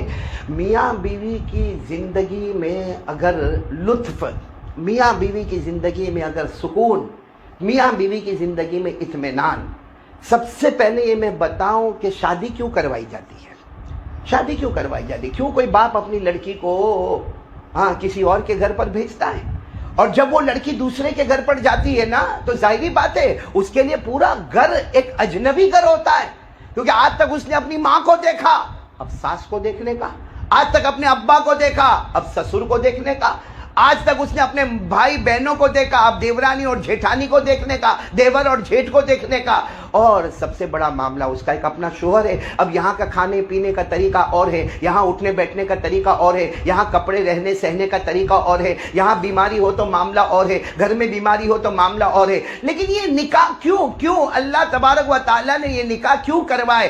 آخر ایک باپ اور ایک ماں اپنے لختے جگر، اپنے نور نظر کو کیوں دوسرے کے گھر میں بھیجتے ہیں؟ تو اس کا جواب قرآن پاک نے دیا کہ نکاح کا مقصد ہے، بولو نکاح کا مقصد ہے سکون. بولو نکاح کا مقصد ہے سکون. اللہ تبارک و تعالیٰ نے فرمایا ہم نے نکاح کیوں کروائے ہیں؟ بولو نکاح کیوں کروائے ہیں؟ سکون کے لیے. اللہ تبارک و تعالیٰ نے قرآن پاک میں صاف فرمایا لِتَسْكُنُوا إِلَيْهَا وَجَعَلَ بَيْنَكُم مَّوَدَّةً وَرَحْمَةً إِنَّ فِي ذَلِكَ لَآيَاتٍ لِقَوْمٍ يَتَفَكَّرُونَ. اللہ تبارک و تعالیٰ فرماتے مجھے بھی معلوم ہے ایک باپ اور ایک ماں اپنی بیٹی سے بہت محبت کرتے ہیں، لیکن بیٹی کو دوسرے کے گھر کے حوالے کرتے ہیں، اس کا سارا رہنا سہنا بدل جاتا ہے. اللہ فرماتے اس کی وجہ ہے سکون. بولو اس کی وجہ ہے سکون. لیکن آج ہمارے یہاں معاملہ الٹا ہو گیا ہے کہ کتنے لوگ ہوں گے نا ایسا بولیں گے او شادی سے پہلے بہت اچھا تھا، اب شادی کے بعد تو کائے کا سکون، ٹینشن ٹینشن ٹینشن. تو آج میں میری ماں اور بہنوں اور بیٹیوں کو جن کی شادی ہونے والی ہوگی دعا کرو کہ اللہ آسانی عطا فرمائے، اور جن کی ہو گئی ہے اللہ میاں بیوی میں خوب محبت پیدا فرمائے. لیکن کہنا یہ ہے کہ سب سے پہلی چیز جو آج 90% بلکہ 99 کا تو بھی غلط نہیں ہوگا، یہ ہماری ماں بہنیں نہیں کرتی ہے. اگر یہ پہلا کام کرے نا اللہ کی طرف سے غیب کی مدد آوے اور گھر میں سکون آ جائے. وہ کیا ہے؟ اپنے شوہر کی برائی کرنا بند کرتے ہیں. اپنے شوہر کی آج ایک عورت کی عادت ہے جہاں گھر میں کچھ جھگڑا ہوا، بھائی گھر ہے نا جھگڑا ہوگا، اور گھر میں جوائنٹ فیملی ہے تو اور زیادہ جھگڑا ہوگا. کہاں جھگڑا ہوا بھائی، گھر میں جھگڑا ہوا، برداشت کر لے، صبر کر لے، غصہ پی لے. باقی جا کے پڑوسن کو جا کے کہنے کا میرا ہسبینڈ ایسا ہے، کسی اور کو فون کر کے اپنی سہیلی کو بولنے کا میرا ہسبینڈ ایسا ہے، اپنی ماں کو جا کے کہنے کا میرا ہسبینڈ ایسا ہے، اپنے باپ کو جا کے بولنے کا میرا شوہر ایسا ہے، اپنے بھائیوں کو جا کے بولنے کا کہ میرا شوہر ایسا ہے. یعنی غیبت کرنا حرام، پیٹھ پیچھے کسی کی برائی کرنا حرام. اور میں یہ نہیں کہتا کہ وہ عورت جھوٹ بولتی ہے، وہ جو اپنی سہیلی کو اپنے شوہر کے بارے میں بتاتی ہے وہ صحیح ہے، وہ اپنی ماں کو جو اپنے شوہر کے بارے میں بتاتی وہ صحیح ہے، وہ جو اپنے بھائی کو اپنے ہسبینڈ کے بارے میں بتاتی وہ صحیح ہے. لیکن اس کا نام غیبت ہے، اور غیبت کرنا عام لوگوں کی حرام ہے. تو وہ شوہر جس کو اللہ نے تیرا سرتاج بنایا ہے اس کی غیبت کرنا کیسے جائز ہوگا؟ اور یہ غیبت اتنا خطرناک گناہ ہے کہ ہمارے آقا صلی اللہ علیہ وسلم نے فرمایا الغیبت اشد من الزنا. غیبت کرنا، پیٹھ پیچھے برائی کرنا، یہ زنا سے بدتر ہے. تو جس گھر میں زنا سے بدتر گناہ آتا ہوگا وہ گھر میں پھر میاں بیوی میں سکون کہاں سے آئے گا؟ میں آپ کو ایک بات بتاؤں کہ اگر شوہر کی بھول ہے، بھول ہے یقیناً ہے، کیونکہ جو عورت کہہ رہی ہے اپنی شکایت کر رہی ہے وہ عورت اپنی جگہ پر صحیح ہے. وہ اپنی سہیلی کو صحیح بتا رہی کہ میرا ہسبینڈ ایسا کرتا ہے، یا میرا ہسبینڈ کسی اور سے تعلق جوڑتا ہے، یا میرا ہسبینڈ موبائل پہ رہتا ہے، یا میرا ہسبینڈ کام دھندے پہ دھیان نہیں. وہ جو بتا رہی ہے وہ صحیح ہے. لیکن اتنے سارے لوگوں کو اپنے ہسبینڈ کی برائی کرنے سے بہتر یہ ہوتا کہ وہ ایک اللہ کو کہتی تو اللہ کام کر دیتا کہ نہیں کر دیتا. آپ کو ایک عجیب بات بتاؤں، حضرت عمر، ان کا رعب اور دبدبہ تو سب کو معلوم ہے. کتنا رعب تھا حضرت عمر کا، کتنا دبدبہ تھا. حضرت عمر کو پتا چلا کہ فلاں محلے میں گھر ہے، اور وہ گھر میں جو ایک آدمی رہتے ہیں وہ حضرت عمر کے خاص دوست تھے. بولو حضرت عمر کے خاص دوست تھے، اور ماشاءاللہ نمازوں میں آتے ہیں، ماشاءاللہ رمضان میں رہتے ہیں، اور ماشاءاللہ حضرت عمر کے آگے پیچھے رہتے ہیں. لیکن پتا چلا کہ وہ دارو پیتے ہیں، وہ شراب پیتے ہیں. حضرت عمر رضی اللہ تعالیٰ عنہ نے کئی دن تک انکوائری بٹھائی. انکوائری بٹھانے کے بعد پتا چل گیا کہ اتنے بجے ان کے گھر میں دارو آتا ہے، شراب آتا ہے، اور ان کے گھر میں شراب پیا جاتا ہے. حضرت عمر رضی اللہ تعالیٰ عنہ نے سوچا کہ آج رات کو ان کو رنگے ہاتھ پکڑنا ہے. بولو حضرت عمر نے سوچا آج رات کو رنگے ہاتھ ان کو پکڑنا. اور حضرت عمر کے لیے کوئی مشکل نہیں تھا، لیکن حضرت عمر نے سوچا کہ اگر ڈائریکٹ میں دروازہ کھٹکھٹاؤں گا، ٹھک ٹھک ٹھک ٹھک دروازہ کھٹکھٹاؤں گا، اور باؤ پوچھیں گے اندر سے کون، اور میں باہر سے کہوں گا امیر المومنین عمر، تو اتنے میں تو شراب کے مٹکے چھپا دے گا. اتنے میں تو شراب کے مٹکے چھپا دے گا, تو رنگے ہاتھ تو پکڑا نہیں جائے گا. تو حضرت عمر نے پوری پلاننگ کی, رات کے سناٹے میں گھر کے پیچھے والی دیوار پہ چڑھے اور دیوار پہ چڑھ کر اوپر کا چھت کھولے, اور چھت کھولنے کے بعد سیدھے چھلانگ لگائے, اور بالکل رنگے ہاتھ ان کے ہاتھ میں شراب کے مٹکے تھے, اور دوست احباب سب شراب پی رہے تھے, اور حضرت عمر ایسے جیسے آ گئے سیدھے, وہ سب کے سب کانپنے لگے, امیر المومنین امیر المومنین امیر المومنین عمر آ گئے, امیر المومنین عمر. اور حضرت عمر نے بڑے غصے میں, بڑے جلال میں, بڑے رعب اور دبدبے میں حضرت عمر نے کہا, تم نمازیں پڑھنے آتے ہو نا, تم رمضان کے روزے رکھتے ہو نا, تم حج کرتے ہو نا, تم عمر کر کے میرے آگے پیچھے ہوتے ہو نا, اور تمہارے گھر میں یہ شراب, یہ دارو کی محفل. سننا, حضرت عمر نے تو رنگے ہاتھ پکڑ لیا کہ نہیں پکڑ لیا؟ وہ جو شخص تھے ان کو پکڑ لیا, اور ان کے ہاتھ میں شراب کی بوتل بھی تھی, شراب کا گلاس بھی تھا. لیکن انہوں نے کانپتے کانپتے کیا کہا, عمر امیر المومنین ایک بات کہوں. حضرت عمر نے کہا کہو. کہا میری ایک غلطی ہے, میں کیا کر رہا ہوں؟ ارے بولو نا, میں کیا کر رہا ہوں؟ شراب پی رہا ہوں, میری غلطی. لیکن عمر تمہاری 3 غلطیاں ہوئی, آپ امیر المومنین, آپ بہت بڑے ہیں, لیکن پھر بھی میں آپ کو بتاؤں کہ میری ایک ہوئی ہے, آپ کی کتنی ہوئی ہے؟ حضرت عمر رضی اللہ تعالیٰ عنہ چوکے, کہنے لگے میں نے کون سی غلطی کی؟ ارے رنگے ہاتھ تجھے دارو پیتا ہوا پکڑ لیا, شراب پیتا ہوا پکڑ لیا, میں نے کون سی غلطی کی؟ او شخص نے کہا, آپ کہاں سے آئے؟ بولو نا, کہاں سے آئے؟ چھت سے آئے. اللہ قرآن میں کہتا ہے دروازے سے آؤ, قرآن میں کہیں اللہ نے یہ نہیں کہا کہ چھت پھاڑ کے آؤ. پوچھو اللہ قرآن پاک میں فرماتا وَأْتُوا الْبُيُوتَ مِنْ أَبْوَابِهَا, اللہ تبارک و تعالیٰ فرماتے کسی کے گھر میں جاؤ, تو بولو کہاں سے جاؤ؟ اب جیسے میرے کو یہاں پر بلایا, میں سیدھے یہ دروازے سے آیا, ایسا تو نہیں کہ پیچھے والی کھڑکی سے آیا یا پیچھے کوئی سیڑھی لگائی اور وہاں سے آئے. بھائی سیدھی بات ہے, قاعدہ قانون ہے, دروازے سے آؤ. وَأْتُوا الْبُيُوتَ مِنْ أَبْوَابِهَا, اللہ کہتا دروازے سے آؤ. تو وہ شخص کہتے عمر آپ امیر المومنین ہیں, لیکن آپ کی پہلی غلطی ہے کہ آپ پیچھے دیوار چڑھے, چھت کو پھاڑے, اور پھر آپ میرے پاس آئے. کیا اللہ اس کا حکم دیتا ہے کہ چھت کو پھاڑ کے کسی کے گھر میں جاؤ؟ حضرت عمر نے کہا غلطی تو ہو گئی. کہا یہ تو ایک ہے, دوسری بھی غلطی ہوئی. حضرت عمر نے کہا وہ کون سی غلطی ہوئی؟ کہا سلام کیا کیا آپ نے؟ آپ تو ڈائریکٹ آئے اور چلانا شروع کر دیا, آپ نے سلام کیا کیا؟ حالانکہ قرآن کہتا ہے جب گھر میں جاؤ تو, ارے بولو نا, گھر میں جاؤ تو سلام کرو. بلکہ کہا کہ کسی اور کے گھر میں جاؤ تو پہلے اجازت لو. آپ نے اجازت لی؟ ارے بولو, آپ نے اجازت لی؟ نہیں. آپ نے سلام کیا؟ نہیں. جبکہ قرآن کہتا ہے اجازت بھی لو اور سلام بھی کرو. یا ایھا الذین آمنوا لا تدخلوا بیوتا غیر بیوتکم حتی تستأنسوا وتسلموا علی اہلها ذلکم خیر لکم ان کنتم تعلمون. اللہ تبارک و تعالیٰ 18ویں پارے میں فرماتے ایمان والو کسی کے گھر میں جاؤ پہلے اجازت لے لینا, اس کے بعد سلام کرنا. اس شخص نے کہا میں نے ایک غلطی کی کہ میں نے شراب پیا, آپ کی یہ دوسری غلطی ہو گئی. پہلی غلطی تو آپ دروازے سے نہیں آئے, نمبر 2 نہ آپ نے اجازت لی اور نہ آپ نے سلام کیا. حضرت عمر نے کہا یہ بھی غلطی ہوئی. کہا ایک اور غلطی ہوئی. کہا کیا؟ کہا کسی کے گناہ کو تلاش کر کر کے آنا نہیں چاہیے. اگر آپ کو معلوم ہے کوئی گنہگار ہے, اللہ سے مانگو کہ اللہ اس کا گناہ چھڑا دے, آپ کو تلاش کر کے آنا نہیں چاہیے. حالانکہ اگر ہم غور کریں تو اس میں حضرت عمر غلطی پر نہیں تھے, کیونکہ آپ امیر المومنین تھے. آپ کی ذمہ داری تھی کہ کون علاقے میں کیا ہوتا ہے, کون سے علاقے میں دارو آتی, کون سے علاقے میں شراب آتا, کون سے. لیکن پھر بھی کہا, انہوں نے کہا کہ تیسری غلطی کسی کے گناہ کو ڈھونڈنا نہیں چاہیے. قرآن کریم نے صاف منع کیا کہ گناہ کو بھی نہیں ڈھونڈنے کا اور پیٹھ پیچھے کسی کی برائی بھی نہیں کرنے کا. اللہ نے فرمایا وَلَا تَجَسَّسُوا وَلَا يَغْتَبْ بَعْضُكُمْ بعضا, کسی کے گناہوں کو ڈھونڈنا نہیں چاہیے. آپ گناہ ڈھونڈتے ڈھونڈتے آپ میرے گھر تک آ گئے. حضرت عمر رضی اللہ تعالیٰ عنہ نے اس شخص سے معافی مانگی کہ میں مان گیا, تیری ایک غلطی ہے, میری 3 غلطی ہے, میں یہاں سے جاتا ہوں. حضرت عمر رضی اللہ تعالیٰ عنہ دروازے سے چلے گئے. اب دیکھو چونکہ یہ گناہ چھپا دیا گیا, بولو گناہ چھپا دیا گیا, یعنی غلطی کو چھپا دیا گیا. حضرت عمر رضی اللہ تعالیٰ عنہ چلے گئے. بولو حضرت عمر رضی اللہ تعالیٰ عنہ چلے گئے. ایک لمبا زمانہ گزر گیا.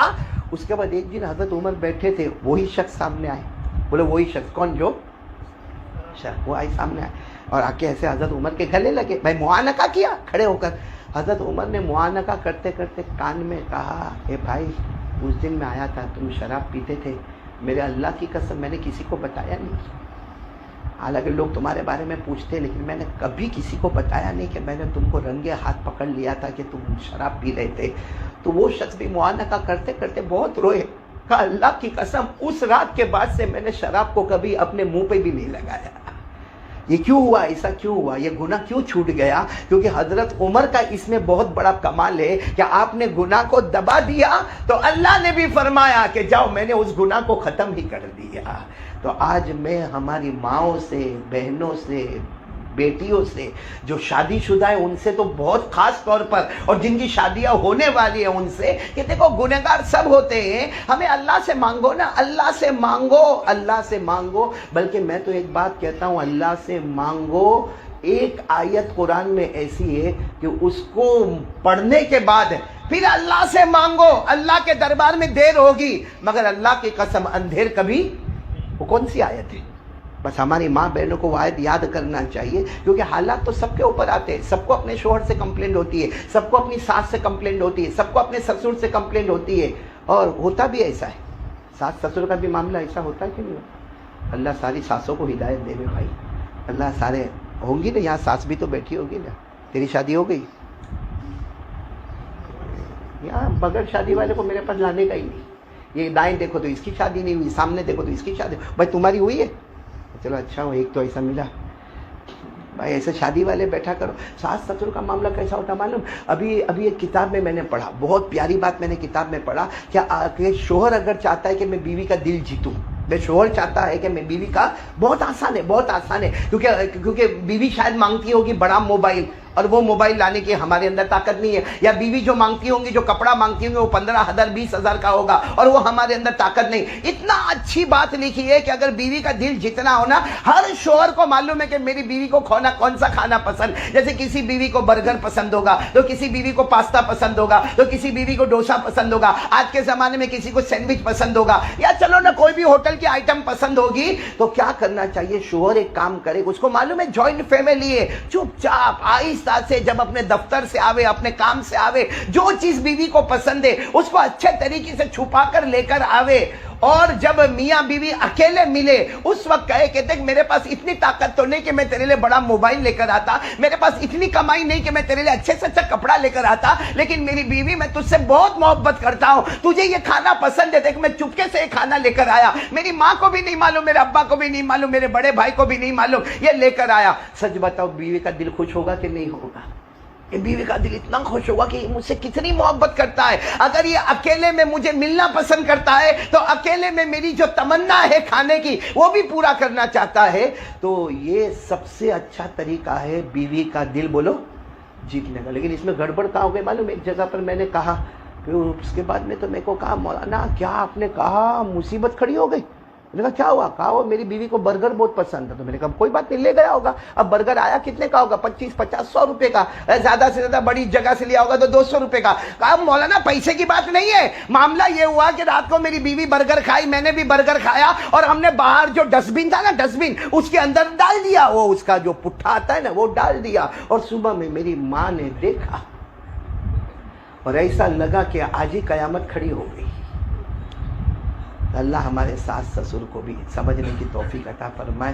میاں بیوی کے محبت کو جتنا ہم بڑھا سکے بڑھائے، اللہ اتنی محبت ہم سے بڑھاتا رہے گا. تو خیر میں نے پہلی بات جو کہی نا وہ یہ کہ ہر بیوی یا ہر ہونے والی بیوی آج سے نیت کرے کہ میرے شوہر کی بھول ہے، غلطیاں ہے غلطیاں ہیں، کیونکہ ہماری بھی غلطیاں. جیسے حضرت عمر رضی اللہ تعالیٰ عنہ سامنے والے کے پاس گئے اور جا کر کہا اخطأت واحدۃ، تمہاری ایک غلطی ہے کہ تم نے شراب پی. انہوں نے سامنے کہا انت بثلاث، اگر میں ایک غلطی پر ہو تو عمر امیر المومنین تم 3 غلطی پر ہو. ہر ماں بہن اور ہر بیوی سوچے کہ میرا شوہر بے شک غلطی پر ہے، لیکن ہم بھی تو غلطی پر ہے، بلکہ شاید شوہر کی غلطی چھوٹی ہوگی اور ہماری غلطی بڑی ہوگی. کیونکہ کتنی ماں بہنیں فجر کی نماز ہی نہیں پڑھتی. تو فجر کی نماز نہیں پڑھنا وہ بڑا گناہ ہے کہ شوہر کا موبائل پہ بزی ہونا بڑا گناہ ہے. ارے بولو نا آپ لوگ، کون سا گناہ بڑا ہے؟ کتنی ہماری مائیں بہنیں بیٹیاں ہوگی کئی دن ہو جاتے فجر کی نماز میں، اور دیکھ رہی ہے کہ میرا شوہر نماز میں جاتا ہے اور میرے گھر کے بڑے نماز میں جاتے ہیں، لیکن یہ عورت بستر سے نہیں اٹھتی، مطلب نہیں اٹھتی ہے، نماز نہیں پڑھتی، تو وہ شوہر اگر غلطی کرتا اس سے بڑا گناہ تو ہم کر رہے ہیں۔ اس لیے سب سے پہلا کام یہ ہے کہ اگر ہم بلکہ میں تو یہاں چونکہ مرد حضرات کا مجمع نہیں ہے، ورنہ میں کہتا کہ شوہر کو بھی چاہیے کہ بیوی کی غلطی کو کیا کرے، چھپا دے، اور بیوی کو بھی چاہیے کہ شوہر کی غلطی کو کیا کرے۔ اسی لیے اللہ نے میاں بیوی کے رشتے کو لباس کہا۔ اللہ نے میاں بیوی کے رشتے کو کیا کہا؟ لباس۔ لباس کیوں پہنتے؟ بھائی ہم سب نے کپڑا کیوں پہنا ہے؟ اسی لیے کپڑا پہنا ہے کہ ہمارا سطر چھپا رہے، ہمارا بدن چھپا رہے، ہمارا ننگا پن چھپا رہے۔ اللہ تبارک و تعالیٰ میاں بیوی کے بارے میں فرماتے ہن لباس لکم وانتم لباس لہن۔ اللہ تبارک و تعالیٰ فرماتے کہ ہر شوہر اپنی بیوی کے لیے لباس ہوتا ہے، ہر بیوی اپنے شوہر کے لیے لباس ہوتی ہے، یعنی یہ اس کی غلطیوں کو چھپا دے، وہ اس کی غلطیوں کو چھپا دے۔ اور میں تو کہتا ہوں ہمارے آقا نے فرمایا تم کسی کی بھی غلطی کو چھپا دو۔ اللہ فرماتے، ہمارے نبی فرماتے من ستر مسلمہ سترہ اللہ فی الدنیا والآخرہ۔ ہمارے آقا صلی اللہ علیہ وسلم نے فرمایا کسی بھی مسلمان کی غلطی کو چھپا دے، بلکہ ہم تو کہتے میاں بیوی کی غلطی کو، بیوی میاں کی غلطی کو چھپا دے۔ اللہ فرماتے قیامت میں آئے گا میں تمام کی تمام تیرے گناہوں کو چھپا دوں گا۔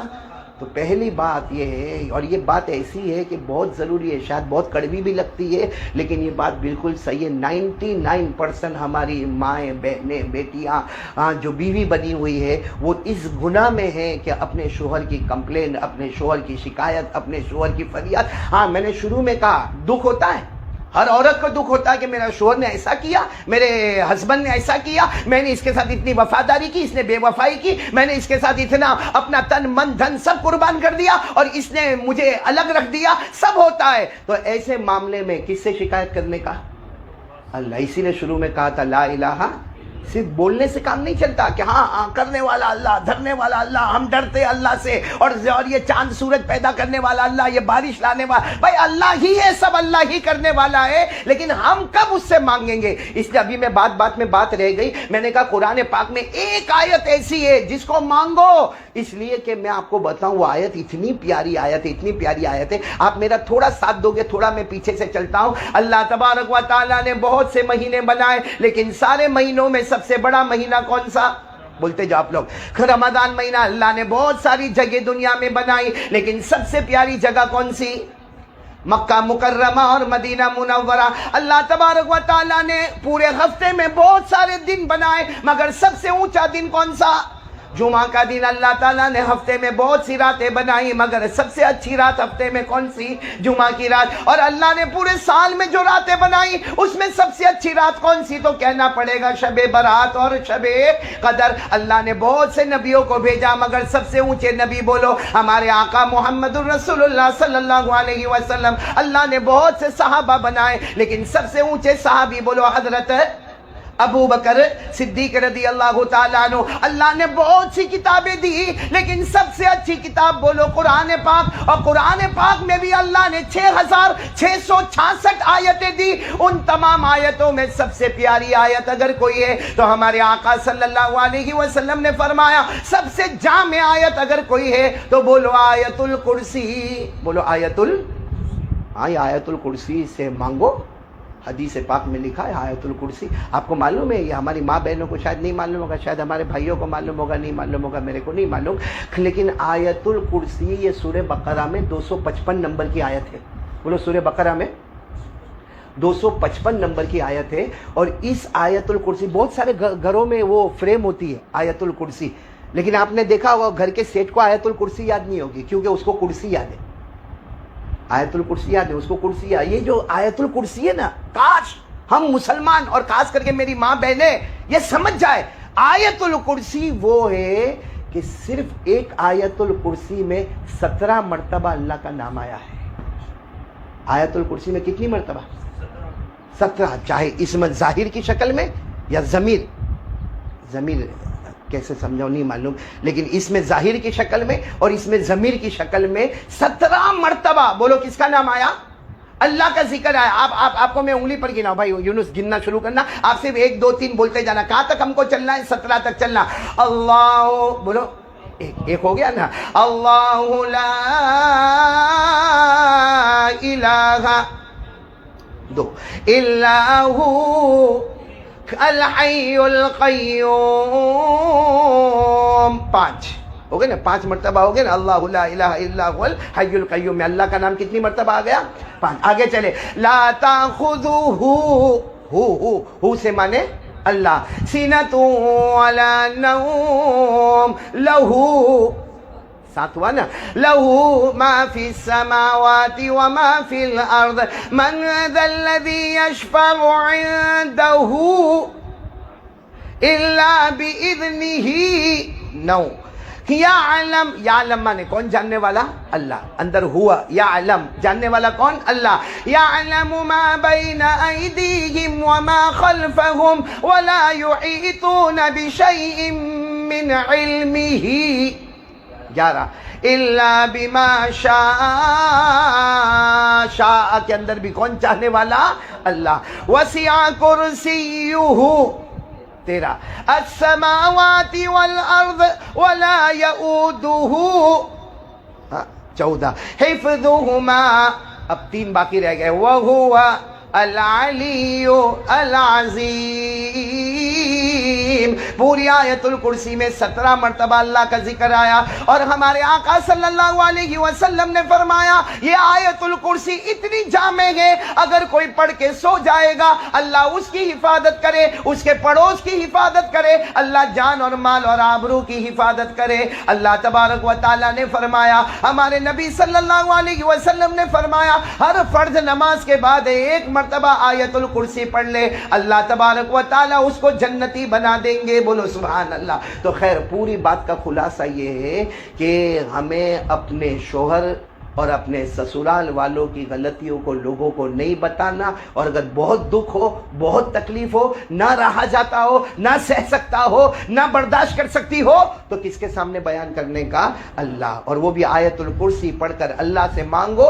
آپ دیکھو گی میری ماں بہنیں, اللہ کے دربار میں دیر ہوگی, اندھیر نہیں ہوگا. وہ غیب کی طاقت ایسی آئے گی کہ جو بہو گھر میں آئی تھی جس کا لوگ نہیں سنتے تھے, اگر وہ اللہ رسول سے تعلق قائم کرے, اللہ تبارک و تعالیٰ اپنی طرف سے اس کو عزتوں سے مالا مال کریں گے. ایک بات میرے کو یہ بتانا.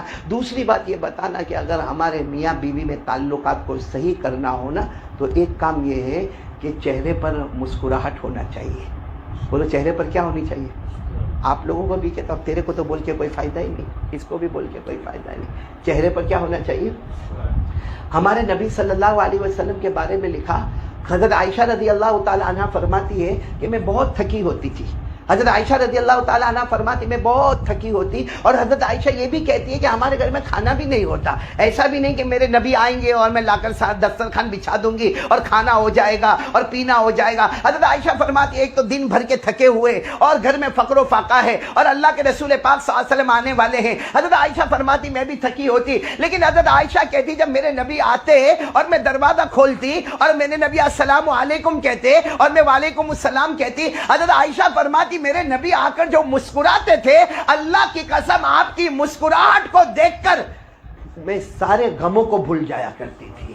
اور حضرت عائشہ فرماتی وہ بھی مسکراتے اور میں بھی مسکراتی. اسی نے کتابوں میں لکھا گھر میں داخلے کے وقت اگر شوہر بیوی کو دیکھ کر مسکرا لے اور بیوی شوہر کو دیکھ کر مسکرا لے, دونوں کو 100 شہیدوں کا ثواب مل جاتا ہے.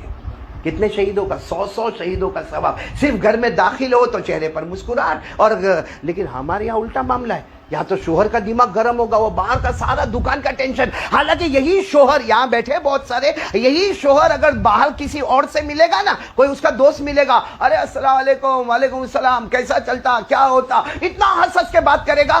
اور گھر میں آیا سارا ٹینشن اس کے چہرے کے اوپر ہے. وہ بیوی ہنسنے والی تھی وہ بھی نہیں ہنسے گی. اور کبھی کبھی شوہر بیچارہ اچھا ہوتا ہے, ہاں دماغ اس کا بہت سکون والا ہوتا ہے, وہ سارا گھر کا ٹینشن باہر چھوڑ دیتا ہے, بلکہ موبائل کا بٹن بھی سوئچ آف کر دیتا ہے. اب گھر میں آتا ہے السلام علیکم ہنستا ہوا, تو وہ کم بخت بیوی کھٹی کڑی کا پیالہ پی کے تھوبڑا چڑھا کے بیٹھی ہے, تو محبت کہاں سے ہوگی؟ اس لیے یہ بھی ایک سنت ہے کہ میاں بیوی جب گھر, اور یہ چھوٹی چھوٹی سنت نہیں ہے, یہ بہت بڑی چیز ہے، اس میں ہمارے گھر کے سکون کا راز ہے، اس میں ہمارے گھر کے چین اور عافیت کا راز ہے۔ ہم سمجھتے ہیں یہ کیا ہو گیا، چلو گھر میں آ کے دیکھ کر مسکرائے، اور چلو بیوی نے مسکرایا، کیا اس سے ہمارے گھر کا جھگڑا ختم ہو جائے گا، کیا ہمارا قرضہ ختم ہو جائے گا؟ میں کہتا ہوں ہاں ختم ہو جائے گا، کیونکہ ساری سوچ اور ساری فکریں جہاں ختم ہوتی ہے وہاں ہمارے نبی کا طریقہ شروع ہو جاتا ہے۔ اس لیے یہ کام کرنا چاہیے۔ اور تیسری چیز میں ہماری چونکہ میں نے کہا نا مردوں کا یہاں بیان نہیں عورتوں کا ہے، تو میں عورتوں کو کہوں گا کہ اپنے شوہر کا خیال کرنا چاہیے۔ بولو اپنے شوہر کا۔ ایک مرتبہ معلوم ہے کیا ہوا، حضور پاک صلی اللہ علیہ وسلم نے حضرت خدیجہ کی تعریف شروع کی۔ حضرت خدیجہ آپ کی پہلی بیوی، بولو حضرت خدیجہ بن خویلد، حضرت خدیجہ بنت خویلد رضی اللہ تعالی عنہا، خدیجۃ الکبریٰ آپ کی پہلی بیوی ہے۔ تو حضرت عائشہ بھی بیٹھی ہے اور غالباً حضرت صفیہ بھی بیٹھی ہے، اور ہمارے آقا صلی اللہ علیہ وسلم نے خدیجہ کی تعریف، خدیجہ کی تعریف، خدیجہ کی تعریف، تو سامنے حضرت عائشہ بیٹھی ہے اور حضرت صفیہ یا کوئی اور ازواج مطہرات میں کوئی زوجہ مطہرہ بیٹھی ہے۔ ان دونوں نے کہا کہ اللہ کے رسول ہم یہاں ہیں، میں عائشہ ہوں، یہاں صفیہ ہے، ام سلمہ ہے، اتنی ساری بیوی آپ کے پاس ہے، اب خدیجہ خدیجہ خدیجہ۔ ہمارے آقا صلی اللہ علیہ وسلم کے مبارک آنکھوں میں آنسو آئے اور آپ نے دو باتیں فرمائی۔ فرمایا تم کو نہیں معلوم کہ خدیجہ کیا تھی، خدیجہ کی کیا حقیقت تھی، اس نے اپنے شوہر کو کیا اہمیت دی تھی، شوہر کو کیا بڑا سمجھا تھا۔ تو ان دونوں عورتوں نے کہا کیا ہوا؟ کہا ایک مرتبہ کئی دن ہو گئے ہمارے گھر میں کھانے کو کچھ نہیں تھا، ہمارے نبی فرماتے میں بھوکے بھوکے پیاسے پیاسے میں گھر میں گیا تو میں نے دیکھا کہ ایک دودھ کا پیالہ رکھا ہوا ہے۔ حضرت خدیجہ نے کہا ہاں ہاں یہ دودھ کا پیالہ ہمارے واسطے ہے۔ ہمارے نبی فرماتے مجھے اتنی بھوک لگی تھی، اتنی پیاس لگی تھی کہ میں نے وہ پیالہ لیا اور اس کو پینا، دودھ پینا شروع کر دیا۔ آدھا پیالہ میں نے پی لیا، پھر مجھے خیال آیا میں اکیلا پی رہا، خدیجہ نے تو پیا ہی نہیں۔ اگر میں بھوکا بھوکا آیا ہوں تو خدیجہ نے کون سا کھانا کھایا؟ ہمارے نبی فرماتے آدھے پیالے کے بعد خیال آیا تو میں نے خدیجہ سے معافی مانگا اور میں نے کہا کہ میں بھوک میں آدھا پیالہ پی گیا۔ خدیجہ تم نے تو کچھ کہا ہی نہیں، تم یہ تو کہو کہ تم بھی تو بھوکی ہو۔ حضرت خدیجہ نے فرمایا ارے میرے پیارے نبی آپ پی لو، آپ پی لو، کیونکہ اگر میں نہیں پی اور اگر میری موت آ گئی، میری موت آئے گی تو میرا نقصان ہوگا۔ آپ اگر اللہ کو پیارے ہوں گے تو پوری امت یتیم ہو جائے گی۔ اس کو کہتے ہیں شوہر کا۔ اور آپ کو معلوم ہے ہمارے نبی نے کیا فرمایا؟ عائشہ کو اور تمام بیویوں کو کہا کہ میں آتا ہوں گھر پر، دروازہ کھٹکھٹاتا ہوں، آپ لوگ دروازہ کھولتی ہو۔ بھائی ہمارے گھر میں بھی ایسا ہی ہوتا ہے، ہمارا شوہر آتا ہے تو کیا کرتا ہے؟ یا تو موبائل پہ فون کرتا ہے، یا تو گھنٹی بجاتا ہے، یا دروازہ کھٹکھٹاتا ہے اور اس کے بعد دروازہ کھلتا ہے۔ تو ہمارے نبی نے اپنی بیویوں کو بھی کہا کہ میں آتا ہوں، دروازہ کھٹکھٹاتا ہوں، آپ لوگ دروازہ کھولتی ہو۔ کہا اکیلی خدیجہ ایسی تھی، کبھی مجھے دروازہ کھٹکھٹانا نہیں پڑا، حالانکہ میرے آنے کا کوئی وقت طے نہیں ہوتا، لیکن مجھے دروازہ کھٹکھٹانا نہیں پڑا، دروازہ پہلے کھل جاتا۔ تو میں کئی مرتبہ خدیجہ کو پوچھتا کہ تجھے کیسے پتا چلتا کہ میں آ رہا ہوں، کیونکہ میرے آنے کا کوئی وقت طے تو نہیں ہے، پھر تو دروازہ کیسے کھول دیتی؟ حضرت خدیجہ نے کہا اللہ کی قسم میں آپ سے اتنی محبت کرتی، اتنی محبت کرتی، آپ گلی میں انٹر ہوتے ہیں آپ کے بدن مبارک کی خوشبو مجھے محسوس ہو جاتی ہے اور میں دروازہ کھول دیتی ہوں۔ خیر یہ حضرت خدیجۃ الکبریٰ کا معاملہ تھا، لیکن میں تیسری چیز یہ بتانا چاہوں گا کہ اپنے شوہر کا خیال کرنا۔ اور ایک اور چیز بتانے کے لیے جا رہا ہوں، یہ سب ناراض تو نہیں ہو رہی ہو؟ کون ہے یہاں کا ذمہ دار؟ کون ہے؟ وہ چلا گیا، وہی ناراض ہو کے چلا گیا تو بات ہی ختم ہو گئی نا بھائی۔ بھیا میاں یہ جتنی ماں بہنیں سوچتے ہوں گے قاری احمد علی آیا کتنے زمانے کے بعد پہلی مرتبہ آیا اور یہ سب باتیں کرے جا رہا ہے، لیکن ہوتا ہے بھائی کبھی کبھی بیوی سے کسی کو اتنی تکلیف بھی ہوتی ہے نا۔ اللہ ہم ساری ماں بہنوں کو، بیویوں کو صراط مستقیم اللہ میرے کو آپ کو آمین بولو نا عطا فرماوے۔ کو معلوم ہے نا ایک عورت کی شادی ہوئی، بولو نا ایک لڑکی کی شادی ہوئی، کھانا نہیں پکاوے، یہ اسی لیے نہیں کرتا ہے بھائی، بولو نا ایک لڑکی کی شادی ہوئی، اب وہ کھانا پکانا سیکھا ہی نہیں تھا ماں کے گھر سے، تو اب یہاں پہ آ کے کیسا؟ اور بڑا گھر تھا، اب شوہر کو کہہ دیا کہ بھائی میں کھانا پکانا میرے کو آتا نہیں ہے۔ اب کئی سال گزر گئے، اتنے سال گزر گئے کہ بچہ بھی ہو گیا، بچہ بڑا بھی ہو گیا، بچہ اسکول بھی جانے لگا، مکتب بھی جانے لگا، مگر اس کو کھانا پکانا اور شوہر کبھی کبھی بولے کب تک ہم باہر ریسٹورنٹ کا کھانا کھائیں گے، کب تک باہر کوئی کیٹرر کا کھانا کھائیں گے، کب ایسا ہوگا کہ تو کھانا بنائے گی۔ اب ایک دن یہ جوش میں آئے اور اس نے حلوہ بنایا۔ کیا بنایا؟ بڑا بھر کے، اور پھر اس کے بعد میں شوہر کے انتظار میں رہی۔ جیسے شوہر اندر انٹر ہوا نا، کہا تم کہتے ہو نا میں کھانا نہیں بنا سکتی، میرے کو کئی سال ہو گئے یہ گھر میں آ کے، آج میں نے حلوہ بنایا ہے، اپنے ہاتھوں سے بنایا ہے۔ اور شوہر بھی خوش ہو گیا کہ بہت اچھا تو نے آج حلوہ بنایا. لیکن وہ حلوہ چونکہ پہلی بار بنائی تھی اس نے, تو وہ شوہر نے یوں لیا, چمچی لیا, پیالے میں رکھا, پھر چمچی لیا, پیالے میں رکھا. اب جب کھانا شروع کیا تو معلوم نہیں وہ حلوہ کیسا تھا, منہ میں چپک گیا. الماس تیرے کو ہوا کبھی ایسا؟ اور منہ میں چپک گیا. اب وہ منہ میں چپکا, دانت میں چپکا, زبان پہ چپکا, ہونٹوں پہ چپکا, تو اس نے فوراً کہا بھائی میری بیوی تو نے یہ حلوہ برابر نہیں بنایا, اتنا خراب حلوہ بنایا, یہ حلوہ پیٹ میں تو جاتا ہی نہیں, گلے تک بھی نہیں جاتا, یہ کبھی دانتوں میں چپکتا, کبھی زبان پہ چپکتا, کبھی ہونٹوں میں چپکتا. یہ کر کے اس نے پیالہ رکھ دیا اور اپنے کام میں لگ گیا. بیوی تو منہ چڑھا کے بیٹھ گئی. اتنے میں اس کا بیٹا آیا, وہ اسکول وول سے آیا ہوگا, آیا آ کر کہنے لگا ممی ممی میرے کو بہت بھوک لگی, بہت بھوک لگی. تو ممی نے کہا آج تو تیری ماں نے حلوہ بنایا ہے. اور یہ کہہ کر وہ تو بیگ لے کر اوپر چلا گیا اور کہا ممی میرے کو اوپر حلوہ پہنچا دو, میرے کو اوپر حلوہ. اب ممی نے یہاں سے بھیجا ایک پیالہ حلوے کا, ختم, کھا لیا. بولو کھا لیا. تھوڑی دیر میں اوپر سے آواز دیتے ہیں ممی دوسرا بھیجو, تو دوسرا پیالہ گیا. پھر آواز آتی ہے ممی تیسرا بھیجو. تو ممی ابھی جوش میں آئی, اپنے ہسبینڈ کو دیکھو میرا بیٹا دیکھو 2 پیالے کھا گیا, تیسرا پیالہ مانگ رہا ہے, اور تم نے 2 چمچ کھائے, تمہارے ہونٹ میں چپکا, دانتوں میں چپکا, معلوم نہیں تم کو کتنی تکلیف ہوئی. یہ محبت ہے میرے بیٹے کی, میرے سے محبت ہے. پھر آواز آتی اوپر سے ممی 3 پیالے ختم ہو گئے, چوتھا بھیجو. تو ماں کو بھی ڈر لگا کہیں میرے بیٹے کے پیٹ میں درد تو نہیں ہوگا. کہا بیٹا اتنا کیوں کھاتا, تیرے پیٹ میں درد ہوگا.